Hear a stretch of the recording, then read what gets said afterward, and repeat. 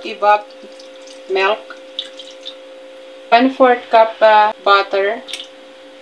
Blender. Squash na napakuluan yan. Tapos ililipat na natin doon sa sala natin dito. Wow, kulay na squash. 3 cups na flour. 1, 2, 3. 1/4 cup na sugar. 2 kutsarang yeast. 2. 1 teaspoon salt. Then mix. Gawin lang natin hanggang sa maging dough na siya. Ang ganda ng kulay niya butter.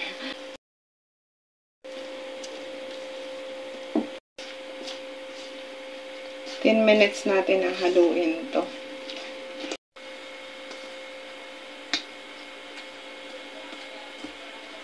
Natin yung 3 kutsarang butter. Kakulay siya ng Ayan. Plain lang natin yan. Continuous lang ang ating masa hanggang sa maging smooth. Yung dough, i-rest natin ng 1 hour. Yung dough, wow, nag-double na siya. At saka donut. Ulan ang panahon, guys. Kaya tayo ay lakasan natin ang boses.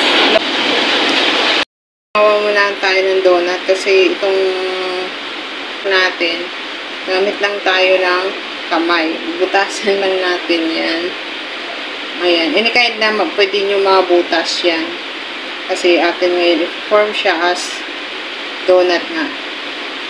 Ayan. Pag na-form na natin yan ng ganyan, pwede na natin i-set aside. Kasi, kaya wheat yung dough natin dahil nga doon sa squash na nilagay natin sa kalabasa. Yan, ito, set aside na natin to.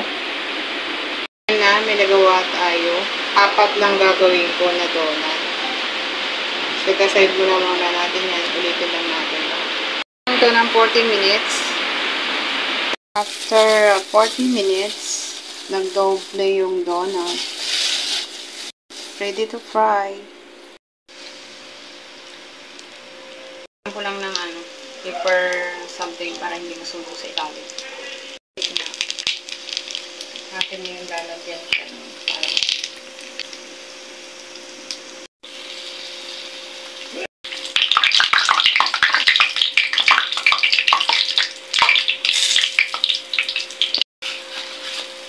set aside na to.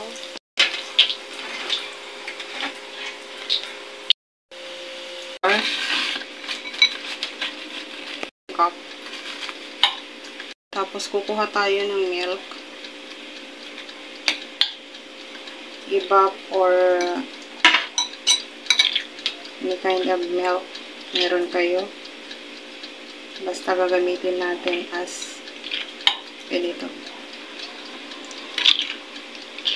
Ayan, pagkatapos natin ito, yan lulublob lang natin sa syrup.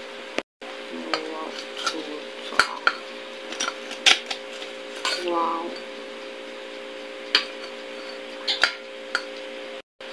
Lagay natin dyan. Patutuluin natin. Lagyan natin ng sibabaw.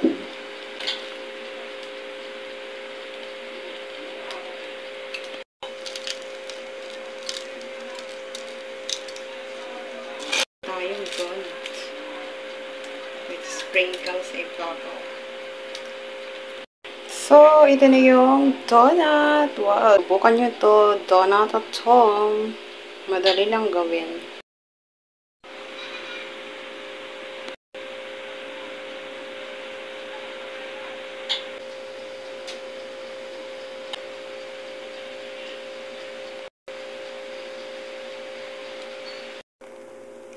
Dami tayong sprinkles. Lagyan natin. Yung donut. Kain tayo ng donut. So yummy, guys. Nasa aking Ang sarap niya guys, donut.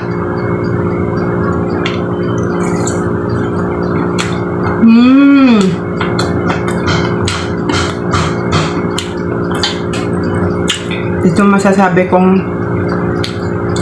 ang sarap. Lasang kalabasang donut.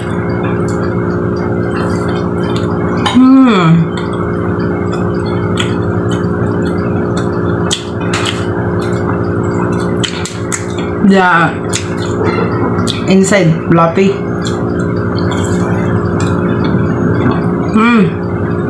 Thank you to all people who share and love and support, like, follow my Facebook page and my YouTube channel. Thank you guys.